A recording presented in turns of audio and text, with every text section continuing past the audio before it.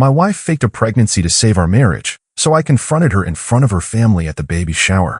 I'm 32, and 3 weeks ago I discovered that my wife of 4 years had been faking a pregnancy for 7 months to keep me from filing for divorce. What she didn't know was that I'd been planning to leave her long before she announced the pregnancy, and her desperate lie only made me more determined to expose the truth in the most devastating way possible.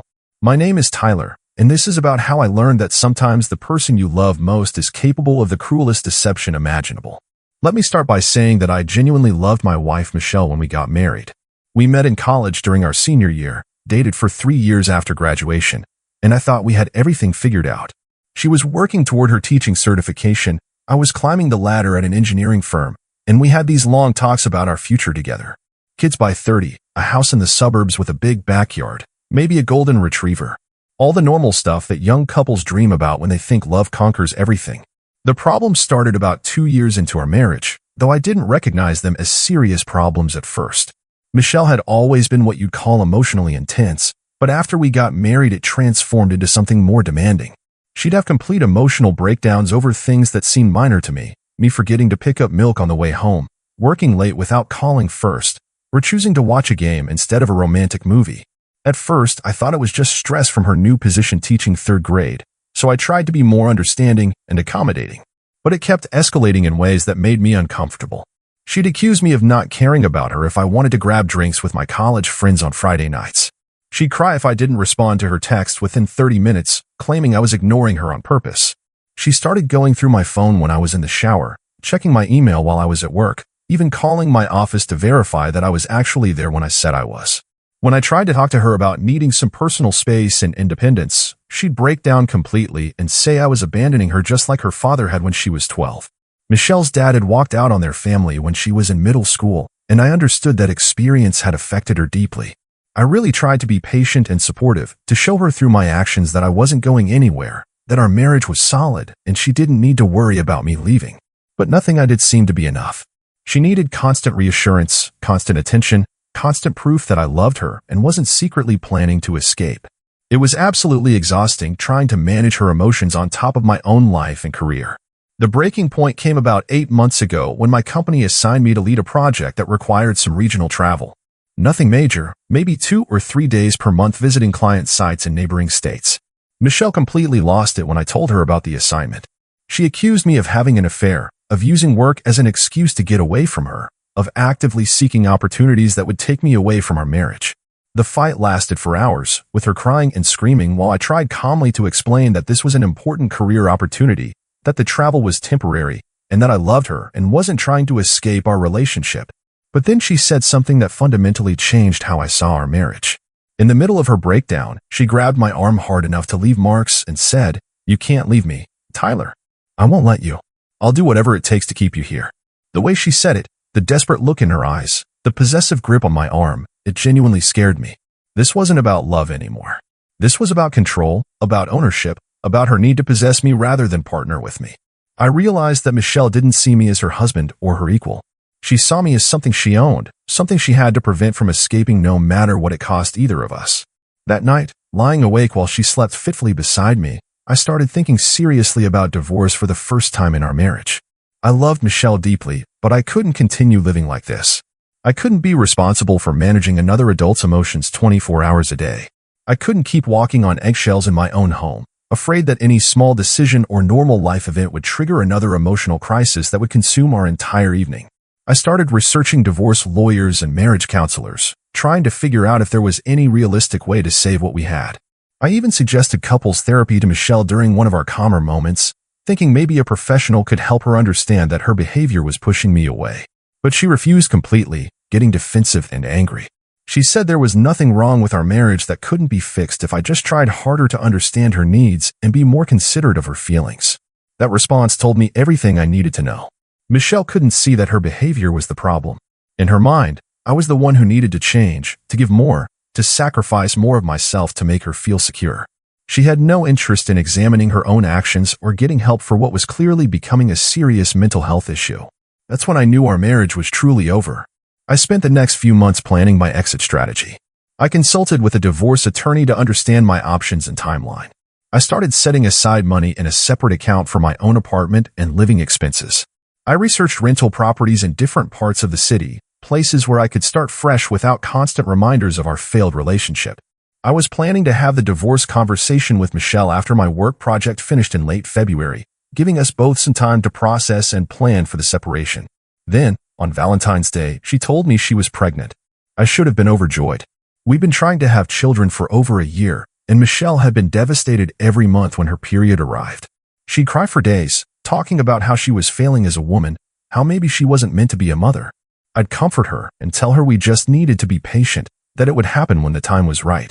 But something about the timing felt suspicious. She'd been extra clingy lately, almost desperate in the way she'd been demanding my attention and affection. She'd been bringing up the idea of having children more frequently, talking about how a baby would bring us closer together and give us something meaningful to focus on. And now, just when I was emotionally pulling away and preparing to leave, she was suddenly pregnant? I pushed those doubts aside and tried to be supportive and excited. Maybe this was exactly what our marriage needed. Maybe becoming parents would help Michelle feel more secure and give her something productive to focus on besides her fears about me leaving. Maybe the responsibility of raising a child together would force us both to grow up and address our problems constructively. For the first few weeks after Michelle's announcement, things actually seemed to improve between us. She was excited about the baby, spending hours online researching pregnancy symptoms and baby development. She made lists of potential names, bookmarked nursery furniture websites, and talked constantly about how our lives would change once we became parents. She seemed calmer and more stable than she'd been in months, less focused on monitoring my every move and more focused on preparing for our future as a family. I started thinking maybe I'd been too hasty about wanting a divorce. Maybe Michelle's insecurity and controlling behavior had been driven by her fear that we weren't building something permanent together. Now that we were having a baby, maybe she'd feel more secure in our relationship and wouldn't need to constantly test my commitment to her. But then I started noticing small things that didn't quite add up, details that made me question whether everything was as straightforward as it seemed. Michelle claimed she was experiencing severe morning sickness, too nauseous to eat breakfast before work. But I'd find empty cereal bowls and coffee cups in the sink when I got home in the evening, suggesting she was eating normally once I left the house. She said her doctor had advised her to avoid strenuous exercise, but she never seemed to gain any weight despite claiming she was eating larger portions to nourish the baby. Her body looked exactly the same as it always had, with no visible changes despite supposedly being several months pregnant. When I suggested coming to one of her prenatal appointments, she always had a convenient excuse for why that wouldn't work. The appointments were during my busiest work hours, or the doctor had rescheduled at the last minute, or she wanted to handle the early visits alone until we knew everything was progressing normally. She'd come home with generic pregnancy pamphlets that looked like they'd been downloaded from the internet rather than provided by an actual medical practice. The biggest red flag came around what Michelle claimed was her 12-week mark. Her sister Rebecca was visiting for the weekend, and they were looking at pregnancy websites together, comparing symptoms and discussing baby preparations. Rebecca had 2 young children of her own, so she was excited to share her experiences and give Michelle advice about what to expect. With my first pregnancy, I was showing a little bump by 10 weeks, Rebecca mentioned casually. And the morning sickness was absolutely brutal for the first trimester. I couldn't keep anything down. But you seem to be handling everything so well, Michelle. You're lucky. I watched Michelle's face carefully during this conversation, and I could see something that looked like panic flash across her features. She got defensive immediately, her voice taking on that sharp edge it got when she felt cornered. Every pregnancy is completely different, Rebecca. My doctor says everything is progressing perfectly normally for my body type and health history. But when Rebecca asked follow-up questions about which doctor she was seeing and which practice she was going to, Michelle became vague and evasive. She mumbled something about a new OB-GYN practice across town that specialized in high-risk pregnancies, somewhere none of us had ever heard of despite living in the same city for years. That night, I couldn't sleep. Something was fundamentally wrong with this situation, and I needed to understand what it was. Michelle was lying next to me, breathing deeply in what seemed like peaceful sleep, but I felt like I was sleeping next to a stranger. How well did I really know the woman I'd married? What was she capable of if she felt desperate enough? I started paying much closer attention to Michelle's behavior over the following weeks, and the more I watched, the more convinced I became that something was seriously wrong. She claimed to have morning sickness, but it only seemed to manifest when I was around to witness it. If I left for work early and came back unexpectedly to grab something I'd forgotten, I'd find her eating breakfast normally, looking perfectly healthy. If I got up in the middle of the night to use the bathroom, she'd already be awake, sometimes reading pregnancy websites on her phone with an intensity that seemed more like research than casual browsing. The doctor visits continued to be problematic. Michelle always scheduled them during my work hours, and when I offered to take time off to accompany her to important appointments, she'd get emotional and accuse me of being controlling and not trusting her to handle her own medical care. She'd return home with generic pregnancy information and vague updates about how everything was progressing normally, but never any specific details about measurements, test results, or medical recommendations. But what really convinced me something was wrong was her physical appearance. I know that sounds terrible, like I was scrutinizing my wife's body and judging her for not looking pregnant enough. But I lived with this woman. I knew her body as well as I knew my own. And after 4 months of supposed pregnancy, she looked exactly the same as she always had. No weight gain, no changes in her shape or posture, no physical signs whatsoever that she was carrying a child. I tried to convince myself I was being paranoid and suspicious for no good reason. Maybe Michelle was just one of those women who didn't show early in their pregnancies. Maybe the stress and excitement of expecting our first child was making her behavior seem strange when it was actually perfectly normal. Maybe I was looking for problems because I'd been planning to leave her anyway, and part of me wanted to find a reason to doubt this pregnancy that was keeping us together. But then I found the pregnancy tests, and everything became horribly clear. I was looking for something in Michelle's dresser drawer when I found a small shoebox hidden under her winter sweaters. Inside were at least a dozen pregnancy tests, all showing negative results. But there was also something else that made my stomach drop, a positive test that looked different from all the others. When I examined it closely under the bedroom lamp, I could see where someone had carefully drawn a second line with a pink marker, creating the appearance of a positive result. My hands were shaking as I put everything back exactly where I'd found it, making sure not to disturb anything that might alert Michelle to my discovery. She had faked a positive pregnancy test. She was lying about being pregnant, had been lying for months, and I had no idea how far she was planning to take this deception or what she thought would happen when the supposed due date arrived. I spent the next week in a weird state of shock and disbelief. I'd go to work and try to act normal, participating in meetings and responding to emails while my mind raced with questions about what Michelle was planning. Then I'd come home to find her talking excitedly about baby names and nursery themes, showing me pregnancy apps on her phone that tracked our baby's development week by week. She'd read me articles about child development and started discussing her plans for maternity leave from teaching. The worst part was watching her family get emotionally invested in this lie. Michelle's mom had already started knitting tiny baby blankets and booties. Her sister Rebecca was planning an elaborate baby shower and had begun shopping for gifts. Everyone was so genuinely happy for us, congratulating me at family dinners and asking about how I felt about becoming a father.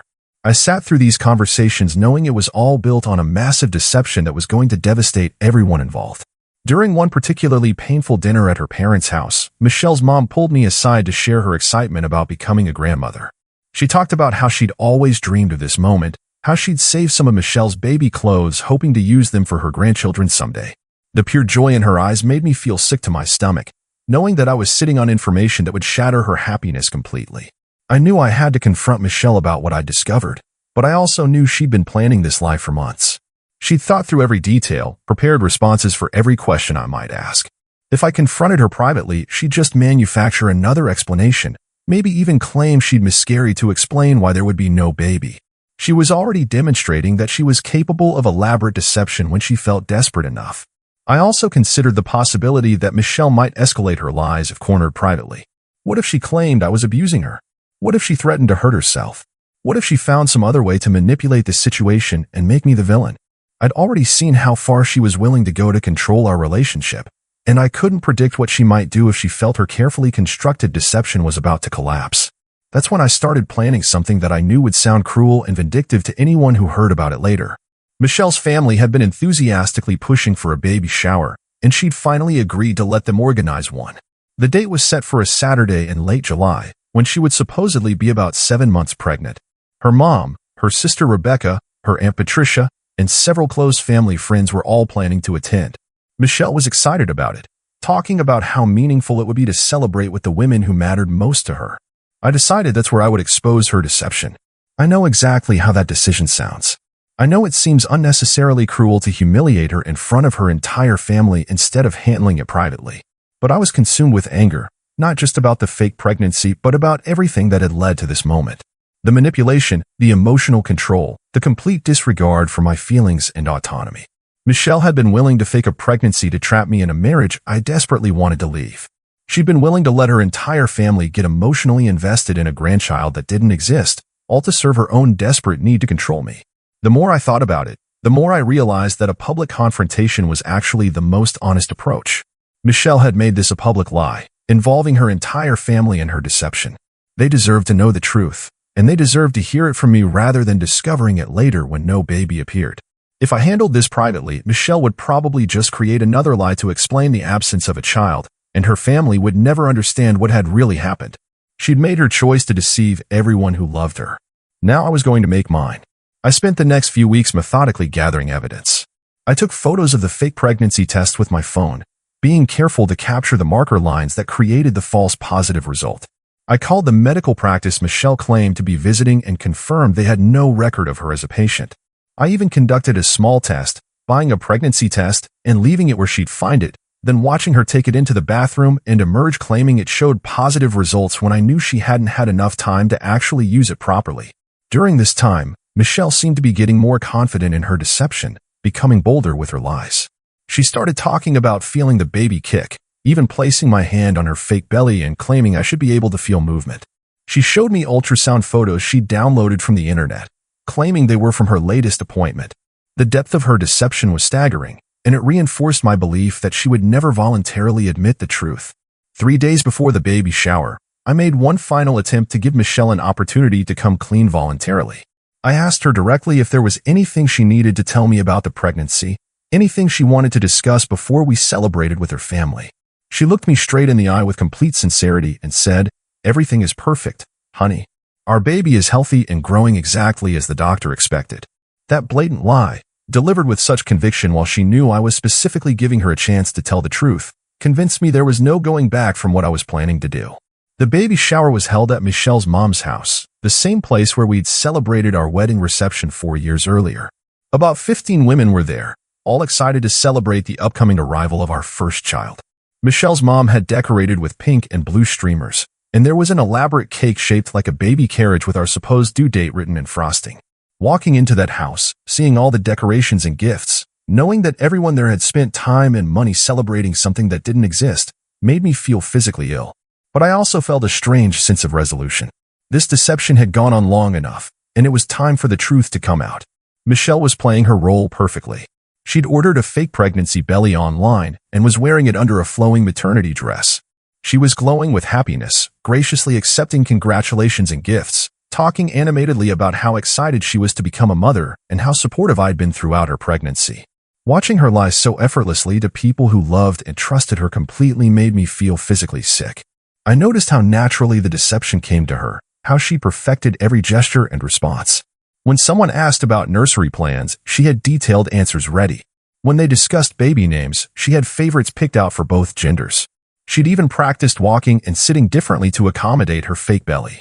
The level of preparation and commitment to this lie was honestly impressive in its thoroughness. I waited until after they'd finished playing the traditional baby shower games and opened most of the gifts. Michelle was sitting in the center of the living room, surrounded by piles of baby clothes, toys, and nursery items, looking happier and more content than I'd seen her in months. That's when I stood up and cleared my throat. "I have something important I need to say to everyone," I announced. The room went quiet, probably expecting me to give some touching speech about how grateful I was for their support and how excited I was to become a father. Instead, I pulled out my phone and started reading from the notes I'd carefully prepared. 7 months ago, Michelle told me she was pregnant.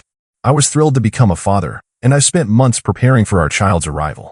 But 3 weeks ago, I discovered something that changed everything. Michelle's face went completely white. She started to stand up from her chair, but I continued talking before she could interrupt. "Michelle isn't pregnant.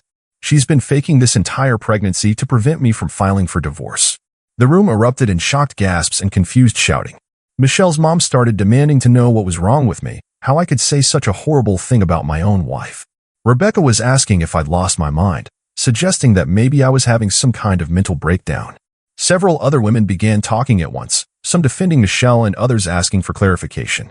But Michelle just sat there frozen, staring at me with an expression of pure terror. I showed them the photos on my phone, the negative pregnancy tests, the fake positive test with visible marker lines. I explained about the medical practice that had no record of her as a patient, about the downloaded ultrasound photos, about all the small inconsistencies I'd noticed over the months. I pointed out that Michelle had no actual medical documentation of her pregnancy, no legitimate doctor's notes, no real proof of any kind. Michelle has been lying to all of us for 7 months, I said, my voice steady despite my racing heart. She's let you buy gifts, plan celebrations, and get emotionally invested in a grandchild that doesn't exist. She's done it all to manipulate me into staying in a marriage I've been trying to leave. The silence that followed was deafening. I could see the pieces clicking together in their minds, the realization dawning that everything they'd been celebrating was built on a lie. Michelle's mom sank into a chair, her face crumpling as she processed what I just revealed. Michelle finally found her voice, but it came out as a desperate whisper. Tyler, please don't do this. We can work this out. I can explain everything if you'll just give me a chance. But I was completely done listening to her explanations and promises. The only thing I want from you now is a divorce. I left the party with Michelle's family still shouting questions and accusations, still trying to process what they'd just learned. Michelle followed me to the driveway, crying and begging me not to leave her, promising she'd get help and that we could start over. But I got in my car and drove away without looking back. The aftermath has been brutal but also strangely liberating. Michelle's been calling and texting constantly, alternating between desperate apologies and angry accusations. Her family is completely divided about how to respond. Some blame me for the public humiliation, while others are horrified by the extent of Michelle's deception. But for the first time in years, I feel like I can breathe freely. The weight of living with someone else's lies and manipulations has been lifted from my shoulders. I filed for divorce the following week. What Michelle did wasn't just a lie, it was a fundamental betrayal of everything marriage is supposed to represent. I couldn't have stayed with someone capable of that level of calculated deception, no matter what her reasons were. Some people think I was too harsh, that I should have handled it privately. But Michelle had shown me she was willing to deceive everyone who loved her to get what she wanted. Sometimes the only way to stop someone from continuing harmful behavior is to expose it completely, even if that feels cruel. I'm rebuilding my life now, one based on honesty instead of manipulation. And I finally understand that love shouldn't feel like being trapped.